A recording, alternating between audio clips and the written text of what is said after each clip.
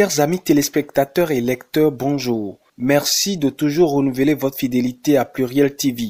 Triste nouvelle, coronavirus a frappé dans le rang des autorités. Mort d'un député béninois du Covid-19. Attention, le coronavirus dans le rang des autorités, écrit en manchette ce matin le quotidien Maison Pluriel. Nécessité de respecter les gestes barrières dans nos administrations. La désinvolture et la banalisation du mal à éviter, prévient le canard. De quoi est mort l'honorable Alidou Démolé Moko? Se demande le quotidien Le Routier. Le potentiel semble avoir la réponse à la question. Le Covid-19 a tué l'honorable Démolé Moko, écrit ce matin le potentiel. En tout cas, 470 cas confirmés avec 184 sous traitement et 222 guéris. Renseigne le Télégramme. Le matin est la priorité, qui ajoute qu'il y a un 7e décès. Pour la priorité, les Béninois sont entre relâchement, insouciance et incivisme. L'Indépendant apporte des précisions sur les mesures sociales prises par le gouvernement. Notre temps, le Label revient sur la conférence de presse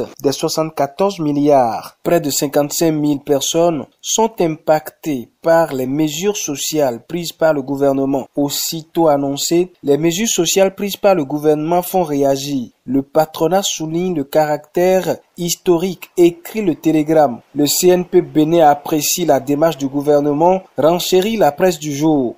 L'Indépendant ajoute qu'en dehors du fait que le CNPA s'en réjouit, il a aussi fait des propositions. Patronat et partenaires sociaux satisfaits du gouvernement, écrit le quotidien Libération. Adjavon qualifie d'historique les mesures sociales de talent. Peut-on lire à la une du quotidien Le Béninois libéré de ce jour? Sécurité, talent œuvre pour la quiétude des populations. C'est la presse du jour qui livre l'information faisant allusion à l'effectivité de la formation des jeunes recrues dans l'armée et la police républicaine. Talon préoccupé par la bonne formation des policiers publie l'événement du jour. Pour relancer l'Afrique contre le coronavirus, la thérapie de choc de Golou Emmanuel pour une Afrique prospère. C'est le quotidien Monde Info 7 qui donne l'information ce matin. Emmanuel Golou propose une solution des peuples, appuie le potentiel. Toujours à la une du même journal, 4 milliards pour l'achat de 20 députés pro-talon pour le parrainage de l'opposition. Les maires de l'Union progressiste, pendant ce temps, en mission, affichent en manchette Le Soleil Bénin Info. L'événement du jour détaille que l'Union progressiste marque la différence sur l'échiquier politique en organisant un séminaire sur les 100 premiers jours du maire de l'Union progressiste. Les enseignements de Bruno Amoussou au maire UP